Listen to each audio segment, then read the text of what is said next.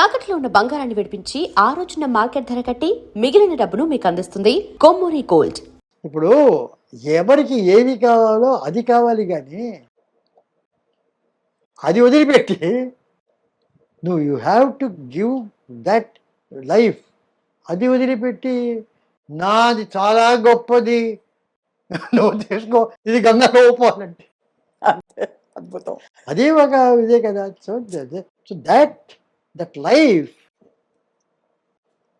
Is everybody everything is చేయడం. ఇప్పుడు బిడ్డ పడుకోబెట్టాలి, లాలిపాట పాడాలి.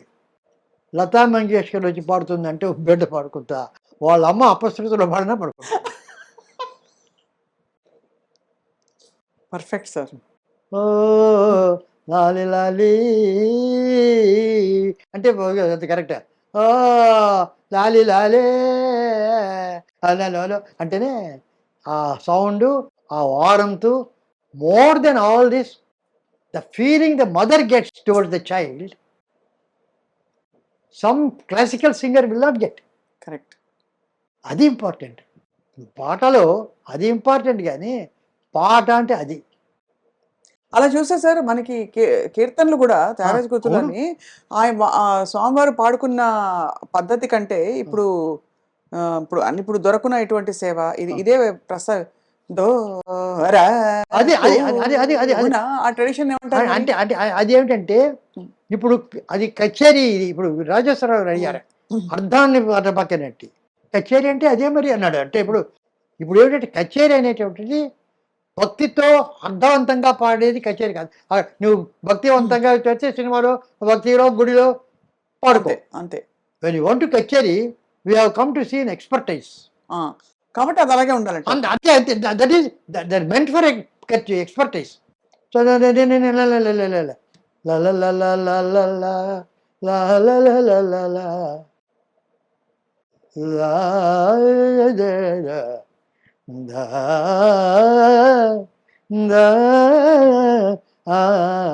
ధరణి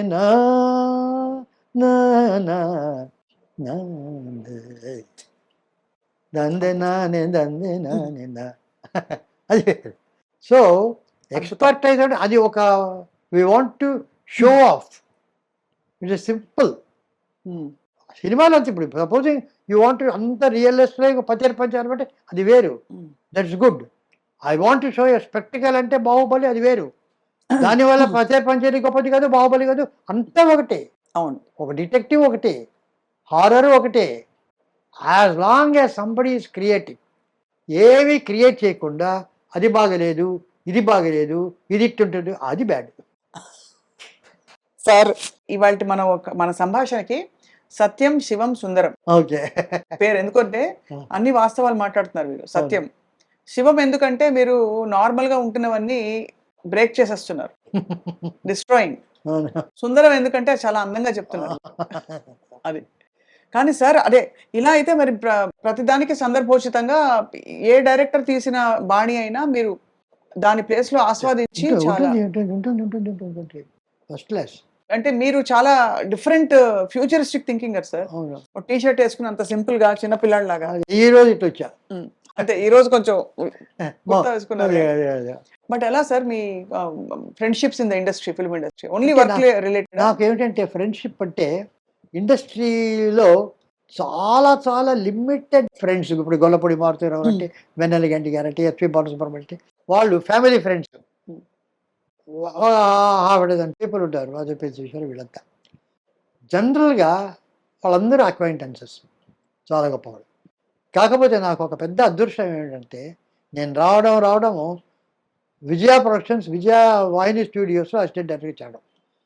దాని డిఫరెన్స్ ఏంటంటే మామూలు ప్రైవేట్ కంపెనీలో గనక చేస్తే వాళ్ళకి వేరే ఆఫీస్ ఉంటుంది, వాళ్ళ ప్రొడక్షన్ ఆఫీస్. ఆ ఆఫీసుల నుంచి అక్కడ కథలు, చర్చలు, మ్యూజిక్ అంతా చేస్తుంటారు. షూటింగ్ ఒక 10 రోజులు, 12 రోజులు, 15 రోజులు, అప్పుడు ఫ్లోర్కి వెళ్తారు, అక్కడ షూటింగ్ చేస్తే వస్తారు. సో ఆఫీస్ వరకే పరిమితం వాళ్ళ ఆఫీస్. విజయ ప్రొడక్షన్స్ అంటే వాళ్ళ ఆఫీస్ వాహిని స్టూడియోలో ఉంది.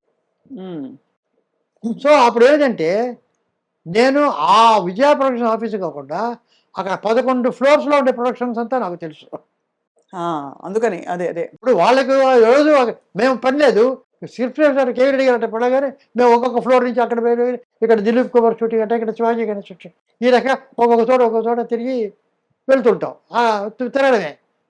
అసిస్టెంట్ డైరెక్టర్స్, వాహిని స్టూడియో వాళ్ళు అందరూ దేరినో రెస్ట్రిక్షన్స్ అన్ని చోట్ల అడుగుతారు.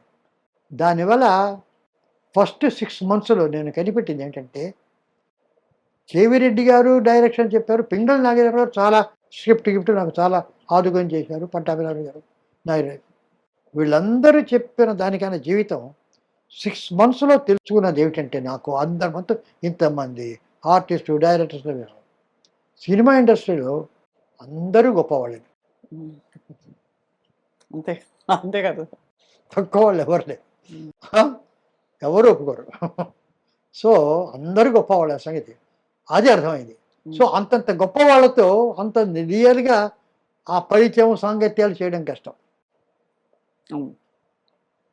మనం ఇంతే వాళ్ళు గొల్లపడి మారుతారు కట్టి వాళ్ళతో ఎక్కువ పరిచయాలు, మిగతా వాళ్ళతో గొప్పవాళ్ళు.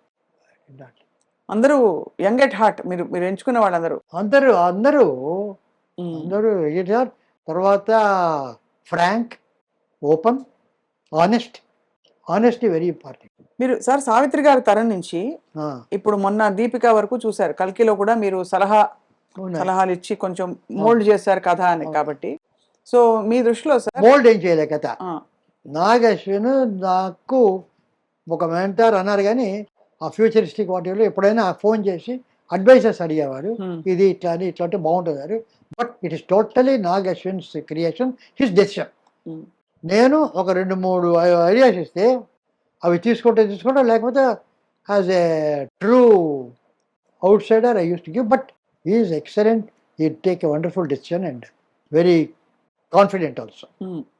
But all the actors sir, female యాక్టర్స్లో మీరు చూసిన జెమ్స్ ఎవరు సార్? అంటే వేర్ యూ ఫెల్ట్, అంటే మీ ఓకే ఫస్ట్ అసలు క్రైటీరియా మీ దృష్టిలో ఒక గొప్ప నటి కానీ నటుడు కానీ ఉండవలసిన లక్షణాలు ఏంటి సార్?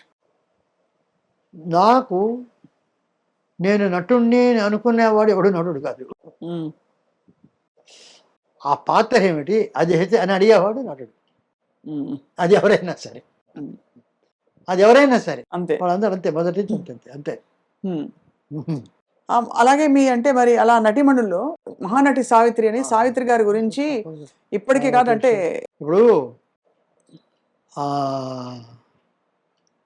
హరిబాబు అని మేకప్ మ్యాన్ ఉండేవాడు. అప్పుడు రామారావు గారికి, నాగేశ్వరరావు గారికి, సావిత్రికి, కృష్ణవరికి అందరికి ఆయనే మేకప్. ఆయన అక్కడ క్యూ అక్కడ టీ నగర్లో ఆయన దగ్గర మేకప్ తీసుకుని వచ్చేవాళ్ళు. ఎవరు కనుక ముందు మేకప్ వస్తే వాళ్ళు ముందు సెట్కి వస్తారు. అప్పుడు ఓవర్ బ్రిడ్జ్ లేదు, అక్కడ గేట్ ఉంది, ట్రైన్ వచ్చి గేట్ వచ్చేస్తే ఆగిపోతుంది. సో అది దాటుకొని రావాలా వాహిని స్టూడియోకి రావాలంటే. సావిత్రి, కృష్ణకుమారి వీళ్ళిద్దరూ పోటీ వేసుకొని ఎవరు ముందుకు అక్కడ క్యూలో నిలిపోతారని వచ్చేవాడు. వేకోదా 4 గంటలకు 5 గంటలకు 4 గంటలకి 5 గంటలకు మరి 7 గంటలకు కాల్ షీట్ అంటే క్యూ. ఆ లోపల ఇంకా ఇద్దరు ఉంటే ఎవరు ఉంటే ఆ క్యూ అయితే ఒకళ్ళొకరిదే కదా అక్కడ పెడుతుంది.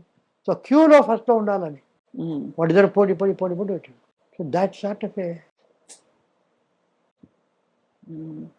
There all dedicated. శ్రీకృష్ణార్జున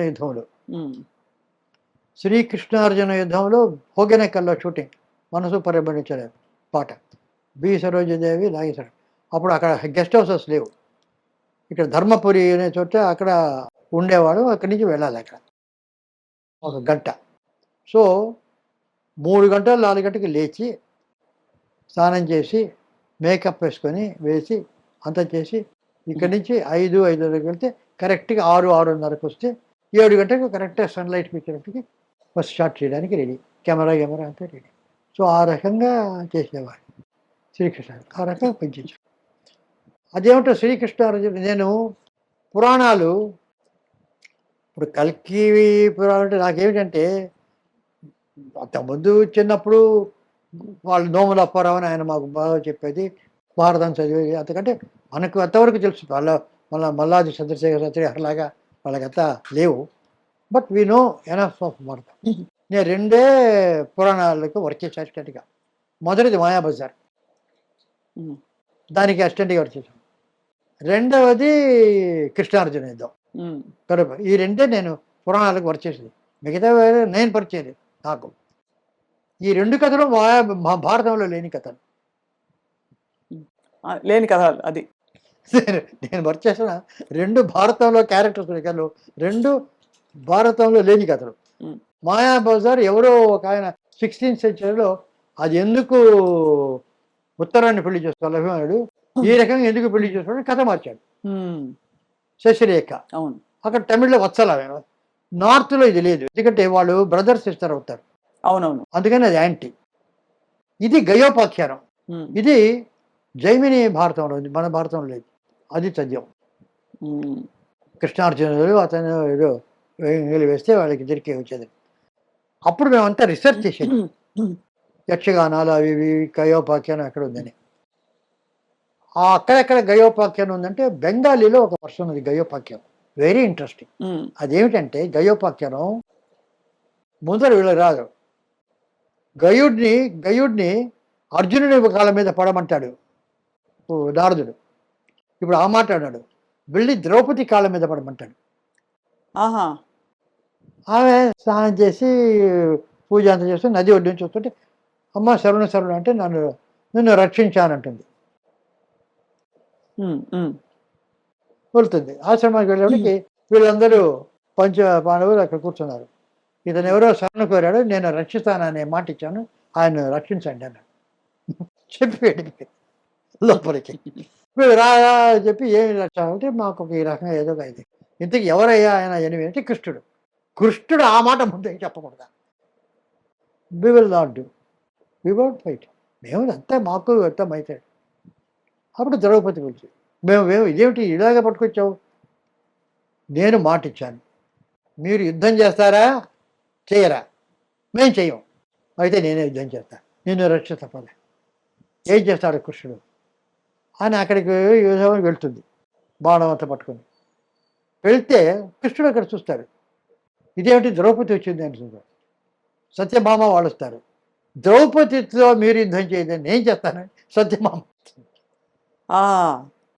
సత్యభామకు ద్రౌపదికి వస్తుంది, సత్యభామ రుక్మిణి వీళ్ళంతా ఒక సైడు, ద్రౌపది ఒక సైడు, వీళ్ళ వెనక కృష్ణుడు వీళ్ళంతా వెనక నుంచి పాండవులకి ఎంకరేజ్మెంట్, కమాన్ ఫస్ట్ క్లాస్ అని ఫుట్బాల్ టెన్నిస్ ఎంకరేజ్ చేసి చేస్తుంటారు వాళ్ళు. అదేది కొట్టుకుంటూ ఆ తర్వాత ఏదో కృష్ణుడు ఒక ట్రిక్ చేసి అతని కనుక లాక్కుంటే వాళ్ళు యుద్ధం చేసుకుంటే నీవేని అర్జునుడు వస్తే అలా కృష్ణార్జునుడు యుద్ధం వస్తుంది. అలా వచ్చిన ఒక బెంగాలీ వర్షన్ ఉంటుంది అక్కడ. సో ఇట్ ఎన్ని ఇంట్రెస్టింగ్, బ్యూటిఫుల్ కదా సార్, చాలా ఇంట్రెస్టింగ్. అదే we use to read a lot. Connemara library, university అవన్నీ చెరువిరాల భాగయ్య శాస్త్రి గారని చాలా యక్షగానాలు ఇవన్నీ చేశారు. పసల బాలరాజు కథ ఇవన్నీ చేశారు ఆయన కృష్ణార్జునుడు. So much